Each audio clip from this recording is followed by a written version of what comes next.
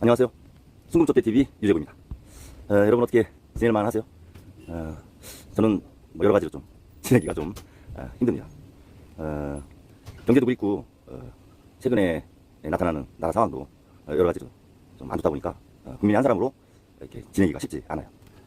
오늘은 제가 현재 우리나라가 겪고 있는 이 갈등의 본질, 이 본질이 뭐냐, 이 부분에 대해서 한번 같이 생각을 한번 해보고 싶습니다.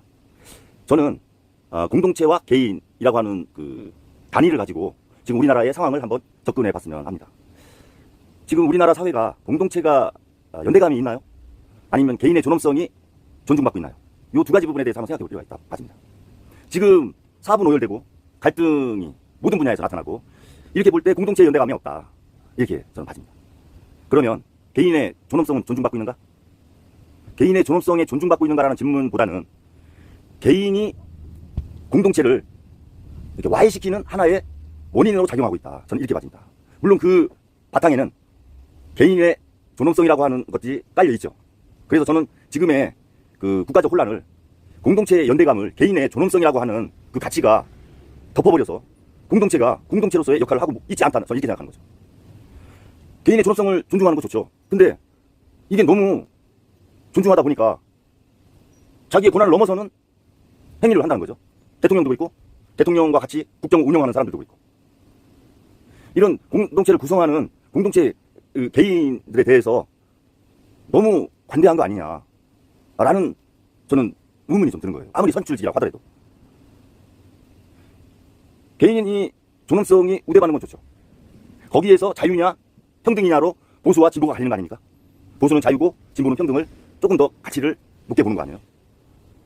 근데 그런 개인의 존엄성에 대한 자유와 평등에 대한 논쟁이나 갈등, 다툼보다는 개인의 어떤 이념, 돌연변이식 이념이 나라를 덮고 있는 이 상황에 대해서 개인의 존엄성을 존중해야 되느냐, 공동체의 연대감을 무시하고, 저는 여기서 출발한다고 보는 거죠.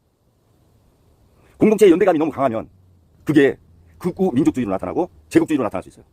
그래서 일본과 독일이 극우의 민족주의, 그래서 제국주의로 2차 세계대전이 났던 거 아닙니까?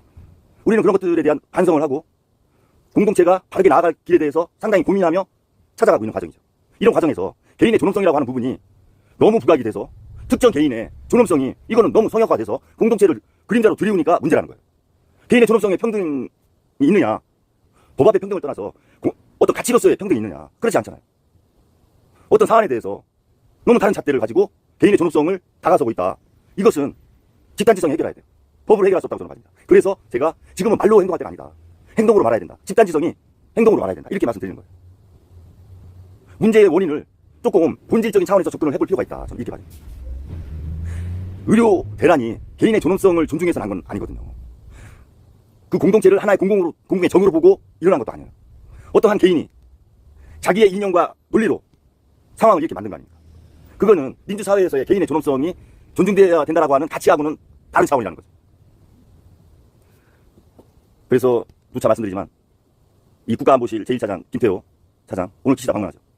물론 자기 업적 한일관계 개선된 것 때문에 차기 정부에 내세울 그런 것도 겸해서 올 수 있다고는 봐집니다. 그러나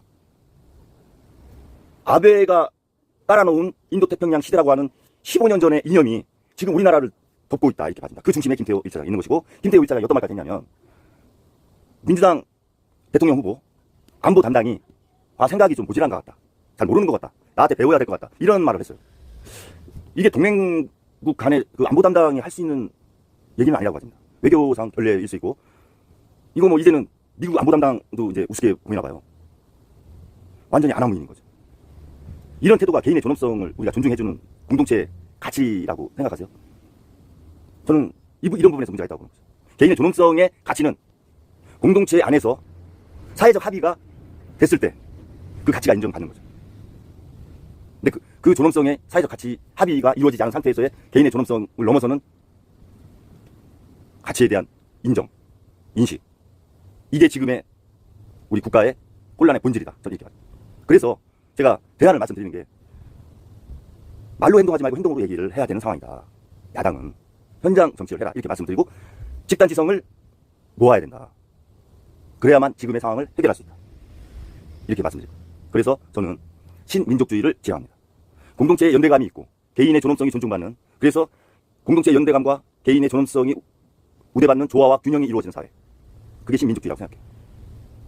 지금 우리는 민족과 결례라고 하는 말이 사라졌어요. 아니, 잊혀졌어요. 다시 소환해야 됩니다. 결례와 민족이라고 하는 말로, 단어로 이 국난을 극복을 해야 됩니다. 저는 그렇게 생각합니다. 동의하시나요? 여러분도 한번 깊이 생각해 보시길 말씀드리면서 오늘 방송 여기까지 하겠습니다. 감사합니다.